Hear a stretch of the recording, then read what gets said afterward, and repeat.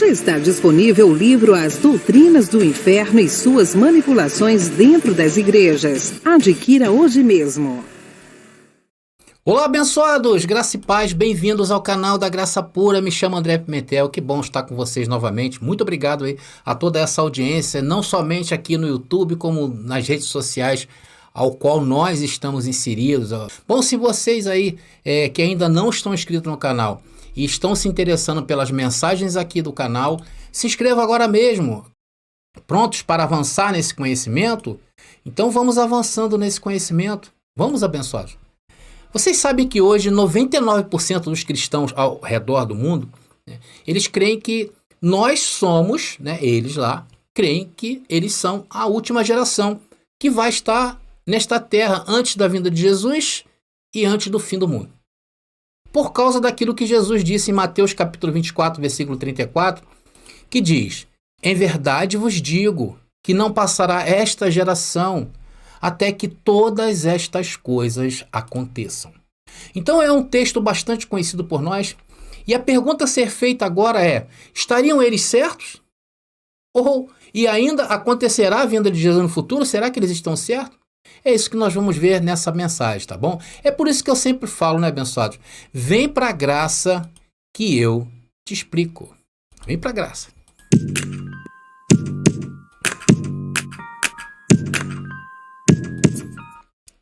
Então, meus queridos irmãos, nós temos visto que por causa dos erros de interpretação, o cristianismo tradicional tem confundido a mente do mundo com a vinda de Jesus. Essa é a grande verdade.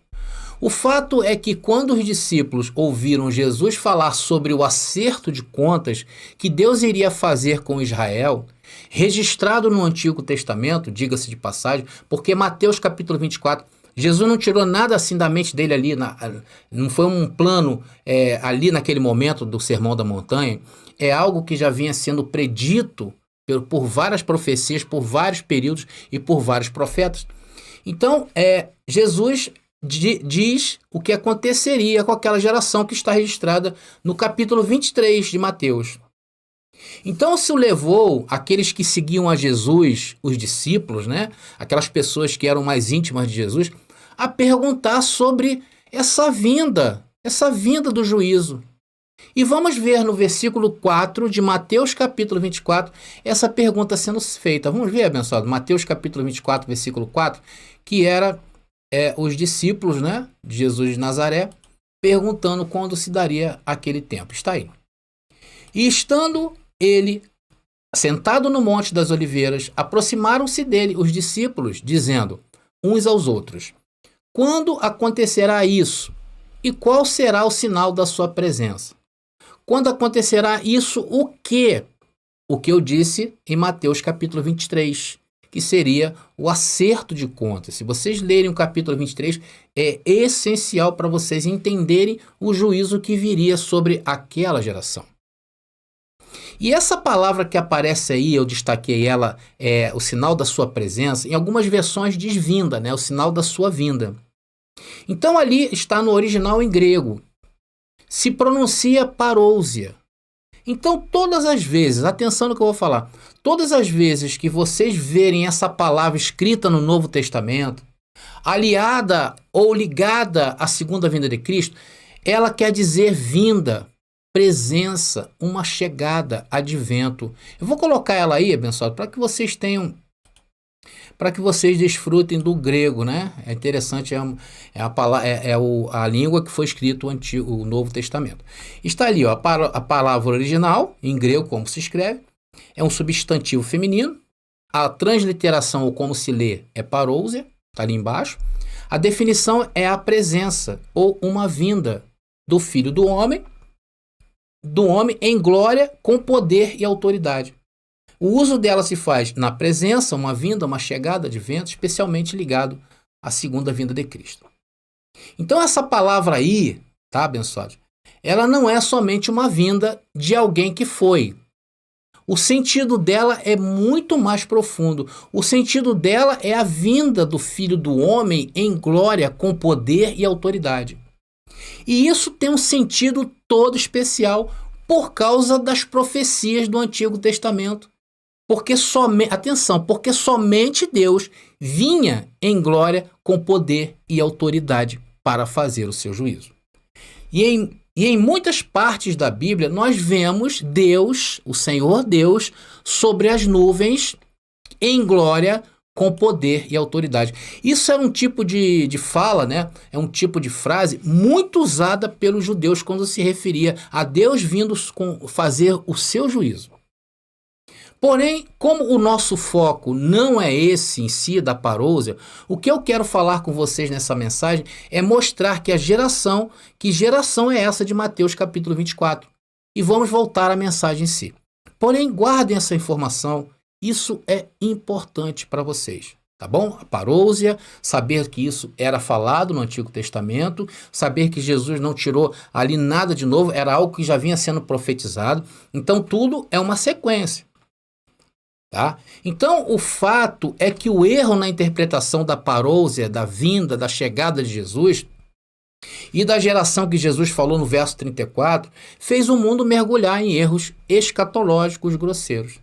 E para fundamentar seus argumentos, quando eles leem Mateus capítulo 24, versículo 34, que diz que não passará esta geração sem que tudo isso aconteça, o tudo isso é tudo o que Jesus falou no contexto de todo o capítulo 24 de Mateus, que são as guerras, os terremotos, a fome, os falsos profetas, o esfriamento do amor e assim por diante. Ou seja, tudo o que Jesus disse no contexto do capítulo 24. E já que essas coisas acontecem em nossa época, as pessoas concluem que somos a última geração que Jesus profetizou em Mateus capítulo 24. Por causa disso, eles veem que tudo isso acontece nos dias de hoje, então eles acham que Jesus falou para os dias de hoje. Então, antes de explicar para vocês quem é a geração de Mateus capítulo 24, é importante dar uma rápida palavra sobre interpretação bíblica. Preste atenção no que eu vou falar. O princípio mais básico e elementar para interpretar corretamente a Bíblia é o princípio de que a Bíblia é a sua própria intérprete. A Bíblia é a sua própria intérprete. Ou seja, a Escritura interpreta a Escritura. As partes de entendimento mais claras devem iluminar as partes onde o entendimento é mais obscuro. E nunca procurar, principalmente nos dias atuais, a explicação para fatos e fenômenos ocorridos nela. A Bíblia é a palavra de Deus, é infalível, é inerrante. É a nossa regra de fé que tem toda a autoridade sobre a nossa vida. Vocês estão entendendo? Nós não podemos retirar dela, principalmente as questões dos fatos e fenômenos, tentar entender com os dias de hoje ou tentar colocar como se fosse para os dias de hoje. Agora, o que isso tudo quer dizer para nós? Que não temos autorização para buscar uma interpretação da Bíblia fora da Bíblia. Além disso, também não podemos interpretar a Bíblia como se ela tivesse sido escrita nos dias de ontem, no século 21. E, infelizmente, queridos, esse é o erro mais comum cometido pela maioria dos cristãos. Eles tentam entender a Bíblia com a mente de hoje. Por isso fazem dela o quê? Uma coxa de retalho. Retiram textos de Apocalipse, emendam com Deuteronômio, pegam esse texto e vão para Isaías e querem dizer que Isaías é contemporâneo de Paulo. Ou seja, uma loucura total a interpretação deles. E isso explica o número de denominações que afloram o mundo afora, que é composto esse sistema religioso, não é verdade? Uma denominação mais estranha que a outra. Teve uma vez, há muito tempo atrás, uns 30 anos atrás isso, que eu fui numa denominação em São Paulo, em que as pessoas, elas quando recebiam a oportunidade, vocês sabem que isso é muito comum no sistema religioso, elas em vez de virarem para o povo, não, elas ficavam de costa para o povo. Porque o líder daquele lugar falava que a presença de Deus era na frente, não atrás. E que se aquela pessoa estivesse de costas, estaria de costas para Deus. Então, umas coisas mais loucas do que as outras. E como aqui o objetivo nosso não é te enganar, o Novo Testamento foi escrito no século I. Por isso que temos que entendê-lo à luz da realidade dos leitores do século I. Por exemplo, vocês querem ver um exemplo? João Batista disse que Jesus é o Cordeiro de Deus que tira o pecado do mundo. Ele falou isso? Algumas algumas pessoas pensam que a palavra cordeiro se refere à personalidade de Jesus, indicando que Jesus era carinhoso, que Jesus era doce, que Jesus era amável. No entanto, meus irmãos, ao chamar Jesus de cordeiro, João queria dizer que Jesus é o sacrifício perfeito para os pecados do mundo, porque vários cordeiros perfeitos eram mortos uma vez no ano para tirar o pecado do povo. Vocês percebem o absurdo que se tornou o entendimento deles? E nós sabemos disso. Não é porque um teólogo importante disse isso. É porque essa verdade foi revelada pela própria Bíblia para nós.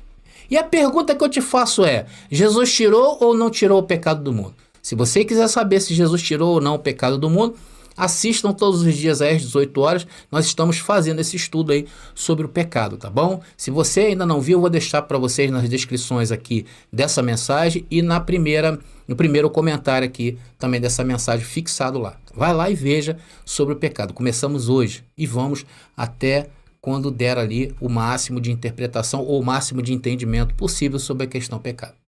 Então, dito isto, vamos refletir sobre a geração de Mateus capítulo 24, mencionada por Jesus no versículo 34. E nas passagens paralelas de Mateus, que é Marcos capítulo 13 e Lucas capítulo 21, Jesus também falou sobre uma grande tribulação que atingiria a Jerusalém e a geração daqueles tempos. E tem muitos que pensam que Jesus estava falando sobre o fim do mundo e sobre o seu retorno em um futuro indeterminado. Nós não podemos tirar isso do contexto.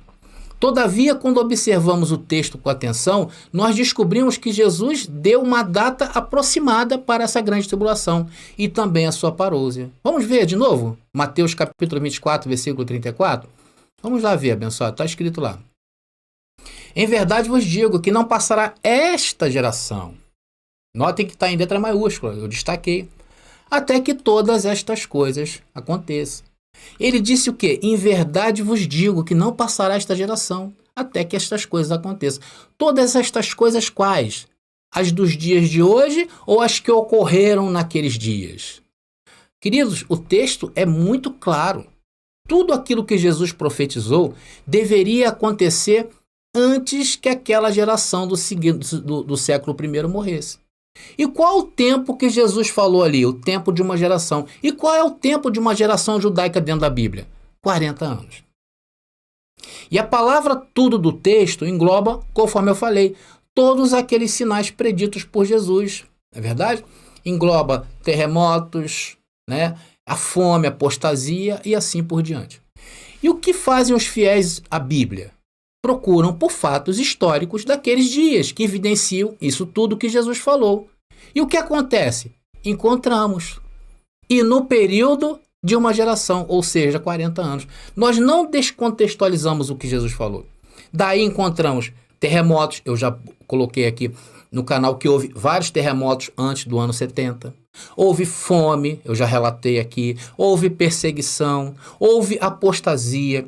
E tudo o que Jesus predisse aí no capítulo 24 de Mateus aconteceu antes do ano 70. Então a frase esta geração se refere às pessoas que estavam vivas naquele momento ouvindo o discurso de Jesus. Aquelas pessoas da época dele presenciaram todos esses sinais. Por isso que Jesus falou: João, você não vai morrer, fulano, você não vai morrer, os que estão aqui me ouvindo não morrerão, os varões galileus não morreram. Os soldados romanos acompanharam esse período. Então, o cristianismo tradicional, para impor a sua tese de medo e escravidão, tentam se esquivar desse fato, dizendo que a palavra geração aí de Mateus capítulo 24, versículo 34, significa ração. Raça, né? Não é ração, raça. Sendo assim, Jesus estava dizendo que a raça judia não desapareceria da terra, segundo eles, até que todas essas coisas acontecessem. É como se eles quisessem dizer, né, como eles quisessem que estivesse escrito desta forma o texto de Mateus. Eles queriam que estivesse escrito dessa forma, olha só. Eles queriam que estivesse escrito assim, mas não está. Está lá. Em verdade vos digo que não passará esta raça até que todas estas coisas aconteçam. No entanto, esse argumento de que o texto fala de uma raça não é verdadeiro. É mentira. Se você pesquisar a palavra geração em todos os evangelhos sinóticos, aí em Mateus, em Marcos, em Lucas, você vai descobrir que essa palavra não se refere à raça judia, e sim à geração. Veja essa palavra no original, abençoados. Eu separei aqui para vocês. Vou colocar aqui. Essa palavra no original. Tá aí, ó. Geração. Ela tá lá em cima, ó. Ela quer dizer, a palavra original tá lá em cima e ela se fala geneia ou geneia, tá, abençoado? É um substantivo feminino, tá? A ortografia fonética, geneia. E a definição é o quê? Geração. O uso dela, uma geração. Se tivesse ali de geração em geração, poderíamos dizer que estava marcando um tempo infinito. Mas não está falando isso também, né? Então, se os autores de Mateus, Marcos e Lucas quisessem dar uma conotação de raça, eles usariam outra palavra em grego para se referir à raça, e não geneia. E não existe nenhuma ocorrência disso nos livros de Marcos, Lucas e muito menos Mateus. Então, dos 3 livros, a palavra geração se refere aos indivíduos que estariam vivos nesta mesma época. Nesse caso de Mateus, capítulo 24, a palavra geração é geneia e se refere aos contemporâneos de Jesus. Estamos entendidos, abençoados? Olha só que maravilha é o contexto, né? A gente está contextualizado com a palavra, né? Então, a geração de Mateus, capítulo 24, é a mesma geração que Jesus chamou de adúltera e má. É a mesma geração que assassinou Jesus na cruz. E também a mesma geração sobre a qual recairia todo o sangue justo derramado sobre a terra. Vamos ver algumas dessas passagens no capítulo 23? Depois vocês leiam todo, tá, abençoado? O capítulo 23, porque vai acrescentar mais ao conhecimento de vocês. Vamos ler aí, começar lendo em Mateus capítulo 23, versículo 2 e 3, depois o 6 e o 7. E diz lá: Anos atrás, os escribas e fariseus sentaram-se no trono de Moisés. Portanto, pratiquem tudo o que eles dizem e obedeçam-lhes, mas não sigam seu exemplo, pois eles não fazem o que ensinam, ou seja, hipócritas. Era a geração que Jesus estava se referindo, que seria posto em juízo. Era essa geração aí. Gostam de sentar-se na cabeceira, né, a cabeceira da mesa nos banquetes, e de ocupar os lugares de honra nas sinagogas. Gostam de receber saudações respeitosas enquanto andam pelas praças e de ser chamados de rabi. Então é uma vaidade, né? É uma vaidade que existia naquele tempo lá com os homens. Vamos agora ao versículo 14, que diz: Que aflição os espera, mestres da lei e fariseus, hipócritas, tomam posse dos bens das viúvas de maneira desonesta e depois, para dar a impressão de piedade, fazem longas orações em público. Por causa disso, serão duramente castigados. É esse daí, essa geração aí, olha. Agora, versículo 34 e 36, que diz: Por isso eu lhes envio profetas e homens sábios e mestres da lei. Vocês crucificarão alguns e açoitarão outros nas sinagogas, perseguindo-os de cidade em cidade. Como resultado, serão responsabilizados pelo assassinato de todos os justos de todos os tempos. Isso aí é uma sentença, queridos. Desde o assassinato do justo Abel até o de Zacarias, filho de Baraquias, que vocês mataram no templo, entre o santuário e o altar. Eu lhes digo a verdade, esse julgamento cairá sobre a presente geração. Olha só que coisa impressionante, uma coisa que não tem como nós descontextualizar, principalmente por causa do capítulo 24 que vem a seguir. Então nós não podemos futurizar estas coisas. Jesus estava falando para aquela geração.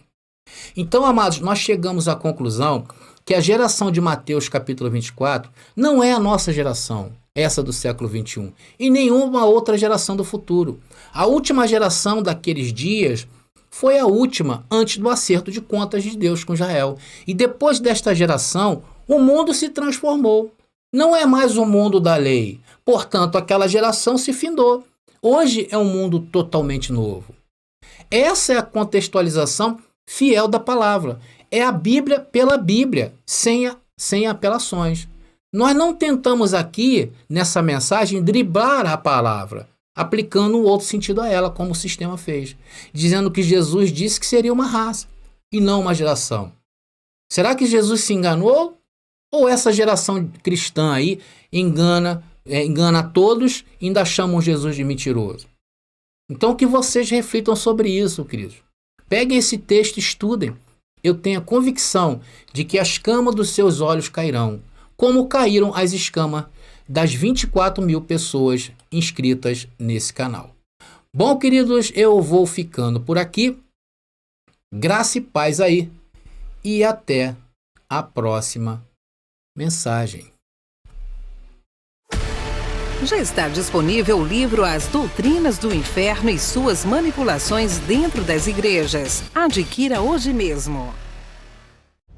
Você pediu nossos estudos em apostilas? Já chegaram e estão disponíveis. Elas estão divididas em 10 temas com referências, esboços e comentários. Ideal para quem quer ensinar em família, em reuniões ou mesmo para quem deseja abrir um canal no YouTube. Faça contato agora mesmo pelo nosso WhatsApp 21 979 87 46 68 21 979 87 4668. Nossas apostilas foram feitas para você ensinar com qualidade e harmonia com a palavra.